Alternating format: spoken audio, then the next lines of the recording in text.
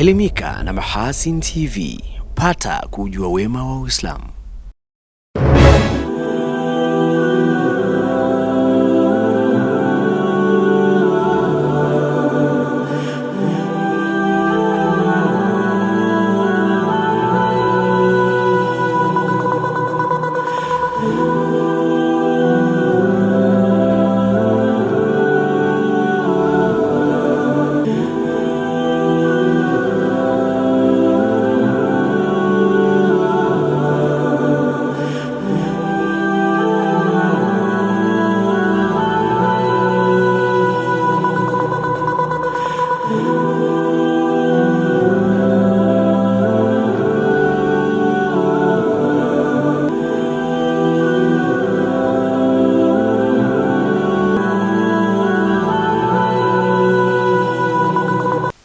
Assalamu alaikum wa rahmatullahi wa barakatuh, mpenzi mtazamaji wa Mahasin TV.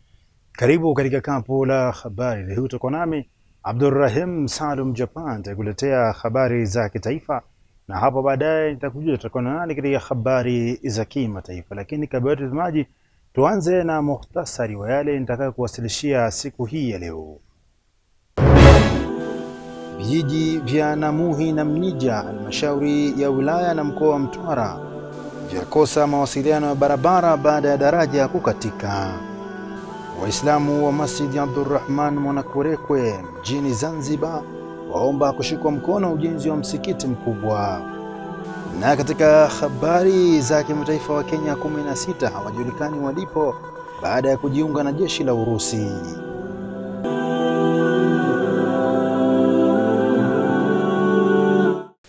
Na mtazamaji, kabla ya kulianza kapu la habari kitaifa, nikukumbushe pamoja na kupatikana kupitia kisimbuzi cha Azam, unaweza kutupata pia kupitia mtandao wa YouTube ambao utaandika Mahasin TV official channel.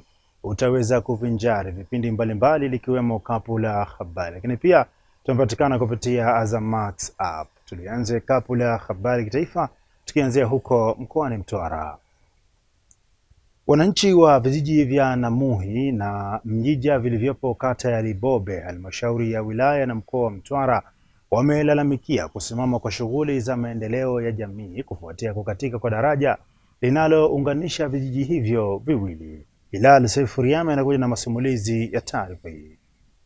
Daraja hilo lilikatika baada ya mvua kubwa zinazoendelea kunyesha katika maeneo mbalimbali ya mkoa huo, hali iliyosababisha mawasiliano kati ya vijiji hivyo kuwa magumu.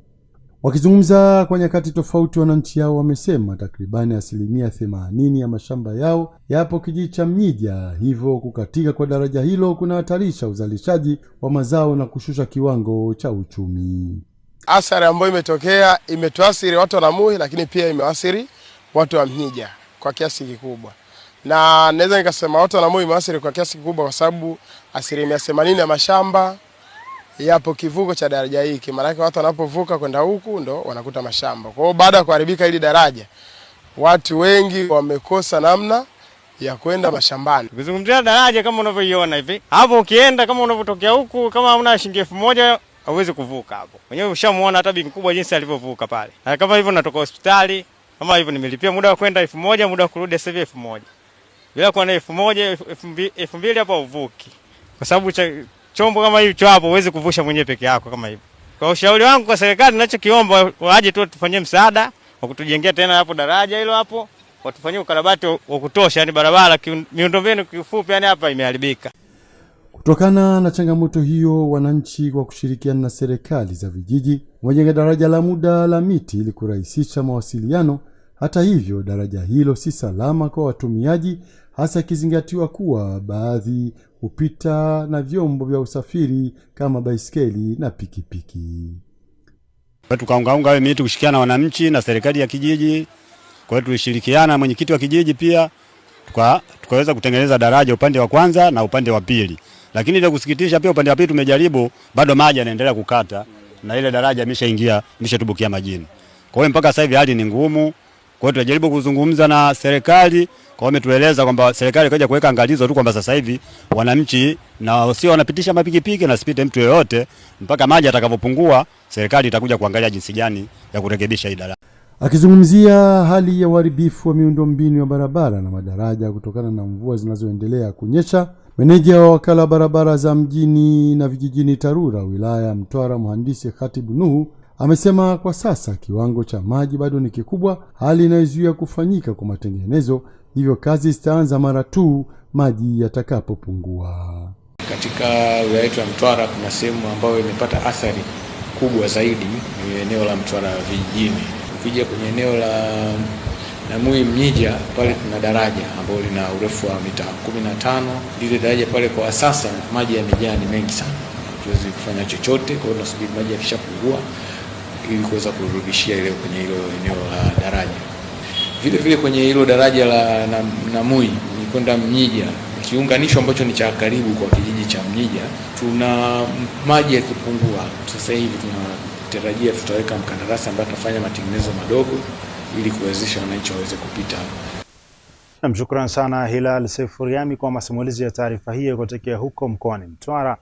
Na mtazamaji, kwa taarifa hiyo kutokea huko mkoani Mtwara, inatufanya moja kwa moja tuondoke Tanzania bara, tupande jahazi mimi na wewe tukielekea huko katika visiwa vya Marashi, Karafuu na uchumi wa buluu huko kisiwani Unguja, ambako waumini wa dini ya Kiislamu wanaotekeleza ibada zao Masjid Abdurrahman uliopo Mwanakwerekwe, wilaya ya Magharibi Ba, mkoa wa Mjini Magharibi Unguja, wamewaomba wadau wa hisani kuwashika mkono kwa ajili ya kupata eneo pana kwa ajili ya kutekeleza ibada zao kwa utulivu. Nuhu Stima anakuja na masimulizi ya taarifa hii. Ombi hilo wamelitoa kutokana na ufinyi wa eneo la msikiti huo kwa sasa, hali iliyopelekea kufanya uamuzi wa kutafuta eneo mbadala kwa ajili ya kujenga nyumba kubwa ya kufanyia ibada itakayohifadhi idadi ya waumini wanaofika msikitini hapo. Msikiti wetu hivi sasa umekabiliwa na changamoto ya uhaba wa eneo, hivyo ili jambo tunalileta kwenu ndugu Waislamu, waumini wenzetu, kwa namna moja ama nyingine kuweza kusaidiana ili kuleta nafasi ya kutosha kwa waumini kutekeleza ibada ya swala. Hivyo tuna azma ya kuvunja msikiti huu na kujenga msikiti mwingine ili kupata fursa kubwa ya waumini kutekeleza ibada ya swala. Naomba msaada juu ya msikiti wetu uliopo hapa, huu hapa na uona. Kwa kweli msikiti wetu huu tunaswali katika mazingira yaliyo magumu. Msikiti wetu huu ni msikiti ambao tunaswali swala za kawaida na swala ya Ijumaa. Akielezea changamoto zinazowakabili waumini wa dini ya Kiislamu kwenye msikiti huo, Imamu mkuu wa Masjid Abdurrahman Sheikh Hamis Saidi amesema hali hiyo inapelekea uongozi wa msikiti kutafuta namna ya ujenzi wa nyumba mpya ya ibada. Waumini wanaswali Ijumaa katika hali mbaya kabisa. Wanaswali nje, jua, mvua. Vile vile wanaswali katika sehemu si nzuri, wanaswali kwenye makao. Kwa hiyo tumeamua uongozi wa msikiti kutanua msikiti wetu ili kukidhi haja juu ya kuswali waumini wote ndani. Ndugu zangu Waislamu, tunaleta ombi hili kwenu ili kusaidiwa juu ya utanuzi wa msikiti. Kufuatia changamoto hiyo, hapa uongozi wa msikiti unaelezea uamuzi walioufanya katika upatikanaji wa eneo pana itakalokidhi ujenzi wa nyumba mpya ya ibada, huku akiwasisitiza wadau na wahisani kuwashika mkono. Hapa nyuma, hapa mbele yangu hapa kuna jengo hili. Hii nyumba inauzwa. Tumeamua kuinunua kwa ajili ya kuongezea msikiti huu ili waumini wapate nafasi ya kuswali, lakini bado tumekwama. Kwa hivyo kutokana na mkwamo huu, popote mlipo Waislamu, kwa kupitia taarifa zile popote mtakapozipata, tunakuombeni msaada wenu. Mmiliki ametutaka tutoe kiasi kadhaa tuweze kuichukua ili tupate eneo la kutosha. Hivyo ndugu Waislamu, kwa haya tuliyozungumza, tunaleta kwenu ombi la kuweza kufanya michango kwa ajili ya kuwasaidia waumini kutekeleza ibada. Unaweza kushiriki ujenzi wa msikiti huo kwa kuwashika mkono kupitia nambari zifuatazo: PBZ Islamic Bank 07424001, jina Masjid Abdurrahman, au 0772093025, jina ni Hamis Ali. Huko mkoani Arusha, wataalamu katika sekta ya afya kutoka mikoa mbalimbali nchini wamejengewa uwezo juu ya huduma za chanjo inayolenga kuimarisha ushirikishwaji wa viongozi katika ngazi zote, kuhakikisha huduma za chanjo zinatolewa kwa ufanisi na ubora unaotarajiwa. Zuberi Mgaya anakuja na masimulizi ya taarifa hii. Amesema hayo naibu meneja wa mpango wa taifa wa chanjo kutoka Wizara ya Afya, Daktari Shemsa Saidi, jijini Arusha wakati wa mafunzo hayo yanayokutanisha wataalamu wa afya kutoka mikoa mbalimbali, akisisitiza kuwa ushirikiano kati ya viongozi wa afya ni msingi muhimu katika kufanikisha utekelezaji wa mipango ya chanjo.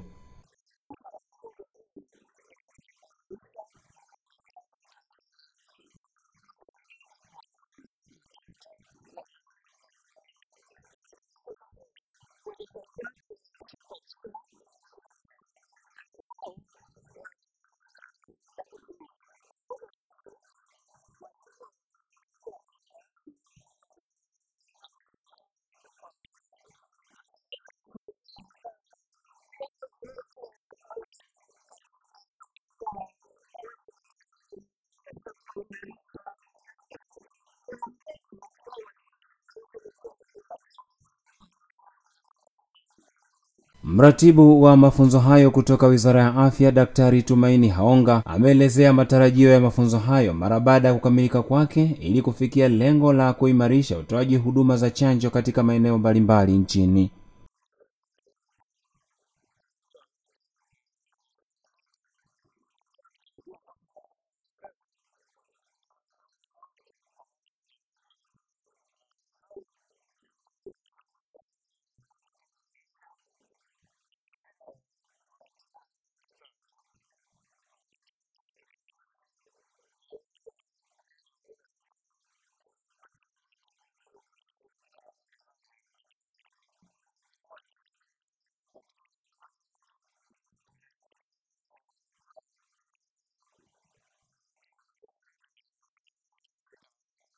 Kwa upande wao, baadhi ya washiriki wa mafunzo hayo wamesema mafunzo hayo yamekuwa na umuhimu mkubwa kuwasaidia kupata mbinu bora za kuyafikia makundi maalum ya wananchi na kuyapatia huduma ya chanjo.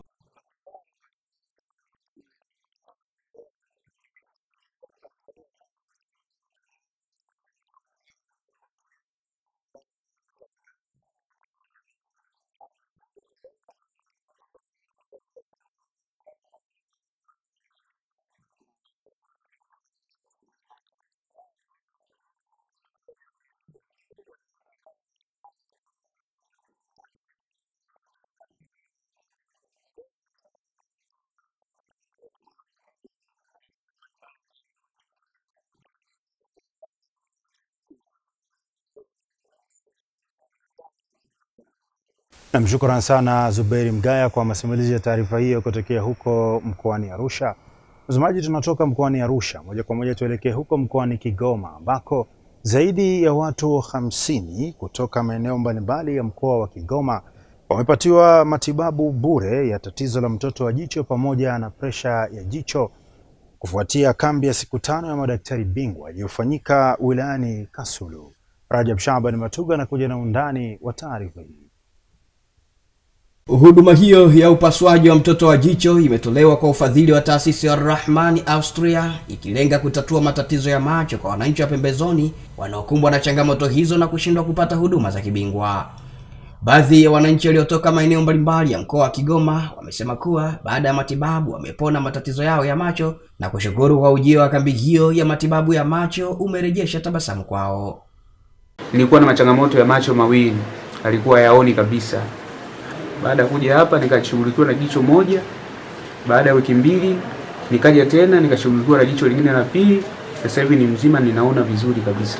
Kwa hiyo ninashukuru sana. Yaani haya macho kuna kagiza kutoka kadogo. Lakini kwa sasa hivi naona na mwanga. Kuna kama mwanga. Zamani nilifanya hivi leo kaona. Nilikuwa naona fungu tu. Daktari bingwa wa magonjwa ya macho, Dr. Willington Kabadi, amesema matatizo ya macho ikiwemo pressure ya macho ambayo husababisha upofu ni tatizo kubwa kwa mkoa wa Kigoma, lakini anaweza kutibika kama mgonjwa atawahi kabla tatizo kuwa kubwa. Ukifika umri wa uzee ni kila mmoja, hata mimi nitapofuka. ambao ni sababu ya mtoto wa jicho. Mtoto wa jicho anatibika. Njoo mapema, tutakusaidia. Hata hizi pressure ya jicho ambayo inaonekana kama ni ya pili kwa kusababisha upofu wa watu, imekuwa ni kama shida kubwa sana kwa mkoa wa Kigoma. Kwa pia ukianza mapema matibabu pia inatibika. Kwa nashauri wagonjwa wanapoona hitilafu yote ya macho, njoo Victorian Health Center, tutakusaidia. Na mtazamaji, tutoke sasa huko mkoani Kigoma moja kwa moja tuelekee huko mkoani Katavi, ambako mkuu wa wilaya ya Mpanda mkoani Katavi Bi Jamila Yusuf amelazimika kufunga maduara yenye migogoro kwa muda wa siku 7 katika mgodi wa Kabatini kufuatia mgogoro baina ya wachimbaji wadogo na mwekezaji raia wa China. Tupate taarifa zaidi na Hilal Sifuriani. Ametoa agizo hilo wakati wa ziara yake aliyoifanya katika mgodi huo kwa lengo la kuwasikiliza wachimbaji wa pande zote za walalamikaji na walalamikiwa, ambao ni ofisi ya madini na mwekezaji wa kigeni raia wa China. Binafsi mnanipa tabu isokuwa lazima. Sasa mimi tabu ndo nitakubali tabu? Nami siwezi kubali tabu. Paka saa hizi saa 2 kasoro usiku tuko huku tunasuluhisha mgogoro. Ambao na wenyewe mgogoro hapa hatujihusuluhisha mpaka mwisho. Ndio maana nataka niache maagizo ya watu wa madini ndani ya siku 7. Huu mgogoro muumalize wenyewe, kwa sababu wakati mnakuja kukagua leseni kuingia kwenye technical support mlikuta kuna wachimbaji wadogo ambao wanachimba na wengine wana mikataba. Kwa hiyo ilikuwa jukumu lenu kujua hawa wenye mikataba wanamalizanaje na mwenye leseni kabla ya kuingiza kitu kingine.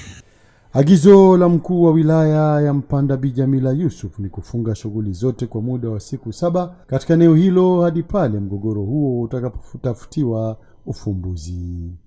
Kwa hiyo siku 7 watu wa madini mmalize huu mgogoro, na kadiri mtakavyoendelea kuweka basi ndio hivyo hivyo mambo yataendelea kusimama, kwa sababu hizo siku 7 hakuna chochote kitafanyika hapa mpaka mkubaliane. Sababu ya mgogoro huo inatajwa ni kutokana na mwekezaji wa kigeni kugomea wachimbaji wadogo ambao ni wazawa kuingia uwekezaji wa kisasa. Yeye huyu ametutengea shafti kubwa hapa mbele yetu. Akilipua hapa ina maana duara zetu hapo nyuma ziko hatarini. Muda wote yule zinaweza zikatitia. Na hili swala tuliongea. Wakasema hilo swala watalifanyia kazi kabla halijaleta madhara. Sisi tuliomba tufidiwe ama tupewe hela tukakae tuwapishe wenyewe wachimbaji wadogo wakubwa, wakisha chimba basi na sisi tuangaliwe asilimia za kutuwezesha maisha yetu. Lakini kinachoendelea mpaka sasa hivi hatujaambiwa kwamba sisi tunanufaika na vipi, na duara zetu zikikatika nani atakayelipa. Ndio maana tukashawishika kutafuta na sisi wawekezaji ili tuje tuokoe duara zetu. Swali la msingi, sisi wachimbaji wadogo haturuhusiwi kuchimba kisasa, na kwenye mkataba yeye ameshakiri kwamba hawezi kutulipa sisi na sisi katukuta. Ina kwamba sababu mambo yanabadilika, aidha sisi tunaweza tukapata support kutoka nje ama ndani tukaendeleza zile shafti zetu, kwamba sisi haturuhusiwi kuchimba kisasa. Na mtazamaji, tuachana na taarifa hiyo kutokea huko mkoani Katavi, na sasa tuelekee huko mkoani Tanga, ambako mkuu wa wilaya ya Muheza mkoani Tanga Ayubu Sebabili amewahimiza wananchi na wadau wa mazingira kuona umuhimu wa kupanda miti ya aina mbalimbali katika maeneo yao ili kukabiliana na mabadiliko ya tabia nchi pamoja na kukuza uchumi wa mtu mmoja mmoja. Nuhu Stima anakuja na masimulizi ya taarifa hii. DC Sebabili ametoa wito huo wakati akihutubia wananchi katika maadhimisho ya siku ya upandaji miti wilayani humo yaliyofanyika katika hospitali ya wilaya ya Samia Suluhu Hassan, akiwataka wananchi kupanda miti ambayo itakuwa na manufaa kwa uchumi wao na halmashauri hiyo. Ukipanda mchungwa umehifadhi mazingira, lakini pia unakuletea uchumi. Ukipanda mdalasini au mkarafuu au mkokoa, yani kwa maana kakao, tayari umehifadhi mazingira, lakini pia umejetea nini? Uchumi wewe mwenyewe, lakini pia uchumi wa halmashauri. Leo hii halmashauri yetu katika miezi michache tu hapa tumepata mapato zaidi ya milioni 65 kutokana na kilimo cha kakao. Nihimiza pia katika vitalu vyetu kwamba vyote viwili tuvipige kwa wakati mmoja, uhifadhi wa mazingira lakini kujiinua kiuchumi. Mhifadhi wa misitu wilaya ya Muheza, Erasto Leiza, amesema TFS imeendelea kushirikiana na wananchi kwa kutoa elimu mbalimbali kutokana na umuhimu wa misitu katika uchumi endelevu wa taifa na kukabiliana na mabadiliko ya tabia ya nchi. Miti inayopandwa ni kwa manufaa ya jamii nzima kwa ujumla, na mara zote tumekuwa tukijitahidi kutoa elimu za hapa na pale kuhakikisha kwamba tunashirikiana nao kwa pamoja katika kuhakikisha kwamba tunayatunza na kuyahifadhi mazingira ya wilaya ya Muheza. Kwa nini? Kwa sababu misitu ni uchumi endelevu. Tumeanzisha vitalu mbalimbali. Tuna takribani vitalu visivyopungua 27. Hivi vinahusisha vitalu vya TFS vijijini pamoja na kitalu cha halmashauri. Kwa hiyo vitalu vyote ndio vinavyolisha miti ndani ya wilaya ya Muheza kwa ajili ya kupanda katika mazingira yake. Mganga mfawidhi wa hospitali ya wilaya ya Muheza, Dr. Mohamed Mzee, amepongeza kampeni hiyo akisema itasaidia kwa kiasi kikubwa kutunza mazingira pamoja na kutenga mazingira ya mapumziko kwa wagonjwa wanaofika hospitalini hapo. Miti ina umuhimu sana katika eneo letu. Kwa hiyo sisi tunashukuru kampeni kama hizi zinasaidia, kwani hata wale wagonjwa wetu wanaokuja, ndugu wanakuja kusikiliza kwa kuwasindikiza wagonjwa, pia wanapata eneo la kuweza kujihifadhi kulingana kama kipindi kikiwa kuna jua. Huwezi kupata chanzo cha maji kama hakuna miti. Pili, miti huvuta mvua. Inapokuwa miti hakuna, basi ardhi yetu inakuwa ni jangwa. Kwa hiyo miti ni muhimu kwa binadamu, wanyama na watu wengine wanaohusiana kupitia lengo la upandaji wa miti na kuhifadhi miti. Na mtazamaji, kwa taarifa hiyo kutokea huko mkoani Tanga, ndio mwisho wa kampu la habari kitaifa. Tunapata mapumziko mafupi. Tutakaporejea nitakujuza tutakuwa nani katika habari za kimataifa. Usibonyeze kitufe. Mahasin TV channel namba 455 katika kingamuzi cha Azam.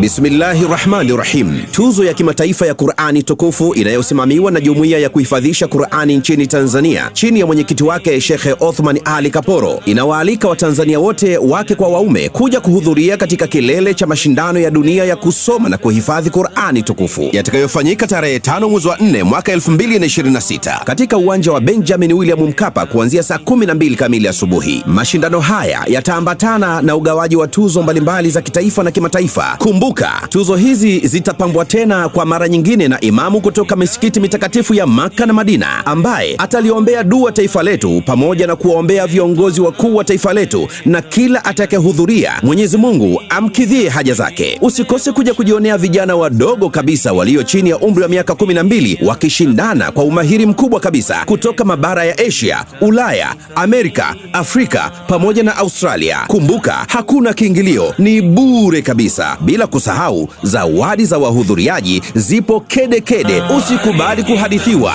njoo ushuhudie. Qur'ani ni amani.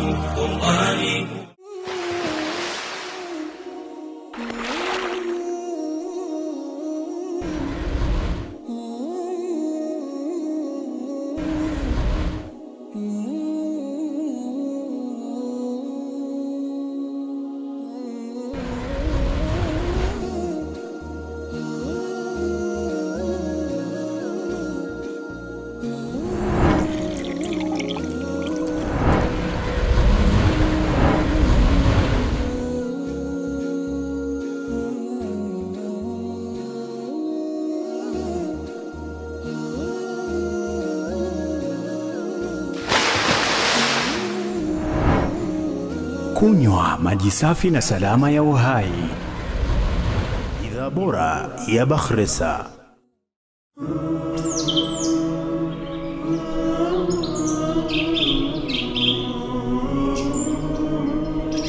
Mahasin TV, pata kujua wema wa Uislamu.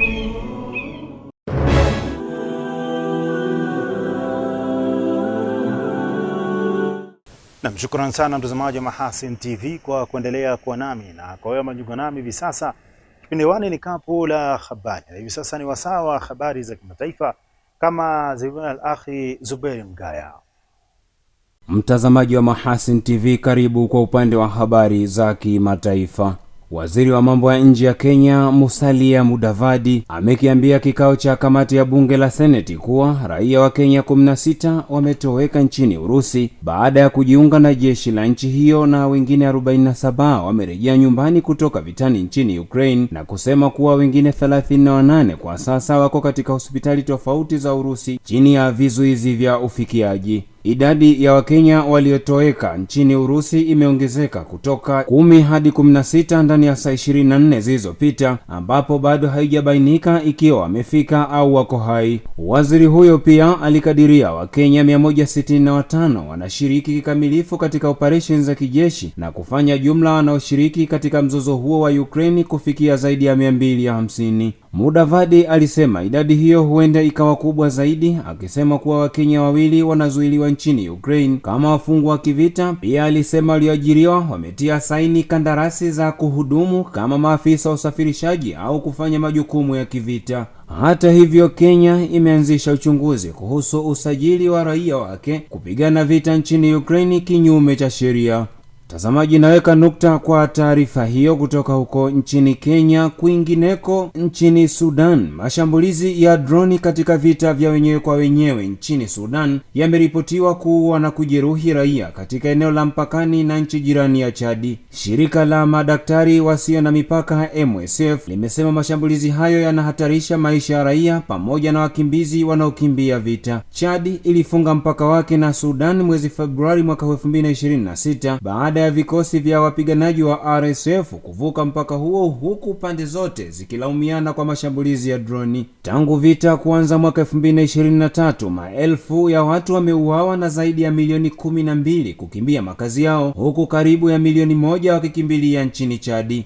MSF imesema hali ya usalama imekuwa mbaya kiasi cha kushindwa kutoa huduma muhimu za kimatibabu, huku ikiripoti matukio 13 ya majeruhi, wengi katika miezi miwili iliyopita. Aidha, wakimbizi wengi kutoka Darfur wanakabiliwa na ukatili mkubwa, huku eneo la mpakani pia likikumbwa na mlipuko wa ugonjwa wa surua. Tukitamatisha kwa upande wa habari za kimataifa, Baraza la Usalama la Umoja wa Mataifa linatarajiwa kupiga kura ya rasimu ya azimio lililowasilishwa na Bahrain kuhusu kulinda meli za kibiashara ndani na karibu na mlango wa bahari wa Hormuz. Bei ya mafuta imepanda kwa kasi tangu Marekani na Israel zilipoanzisha mashambulizi dhidi ya Iran mwishoni mwa mwezi Februari mwaka 2026, na hivyo kuzua mzozo ambao sasa umedumu kwa zaidi ya mwezi mmoja na kusababisha kufungwa kwa mlango wa bahari wa Hormuz. Kwa mujibu wa shirika moja la habari, wanadiplomasia wanasema Bahrain, ambayo kwa sasa ni mwenyekiti wa baraza hilo la usalama lenye nchi wanachama 15, imekamilisha rasimu ya azimio linaloidhinisha matumizi ya njia zote muhimu za kujihami kulinda meli za kibiashara. Hapo awali Bahrain ilikuwa imeondoa pendekezo la utekelezaji wa sheria katika jaribio la kuzuia pingamizi kutoka kwa nchi nyingine, hasa Urusi na China, ambapo rasimu ya azimio hilo inaidhinisha kuchukuliwa kwa hatua hizo kwa muda wa angalau miezi 6 hadi baraza litakapoamua vinginevyo. Hata hivyo, Fu Kong, mwakilishi wa China katika Umoja wa Mataifa, aliweka wazi katika hotuba yake kwa baraza la usalama kwamba Beijing inapinga kuidhinisha nchi wanachama kutumia nguvu. Na huo ndio mwisho wa habari za kimataifa kutoka hapa Mahasin TV. Mimi jina langu ni Zuberi Mgaya. Namshukuru sana Zuberi Mgaya kwa masimulizi ya taarifa hizo za kimataifa. Mtazamaji, kabla sijahitimisha, tupate miongoni mwa yale niliyokuwasilishia siku hii ya leo. Vijiji vya Namuhi na Mnija, halmashauri ya wilaya na mkoa wa Mtwara, vyakosa mawasiliano ya barabara baada ya daraja kukatika. Waislamu wa Masjid Abdurrahman Mwanakwerekwe mjini Zanzibar waomba kushikwa mkono ujenzi wa msikiti mkubwa. Na katika habari za kimataifa, wa Kenya 16 hawajulikani walipo baada ya kujiunga na jeshi la Urusi. Na mtazamaji, na kufikia hapo mimi nakuwa sina la ziada. Ni siku na wakati mwingine kama huu ulikuwa nami Abdurrahim Msalum Japan kuletea habari za kitaifa, na katika habari za kimataifa tulikuwa na al-akhi Zuberi Mgaya. Nikutakie utazamaji mwema vipindi vinavyoendelea kutoka hapa Mahasin TV, pata kujua wema wa Uislamu. Wabillahi tawfiq, wassalamu alaikum wa rahmatullahi wa barakatuh.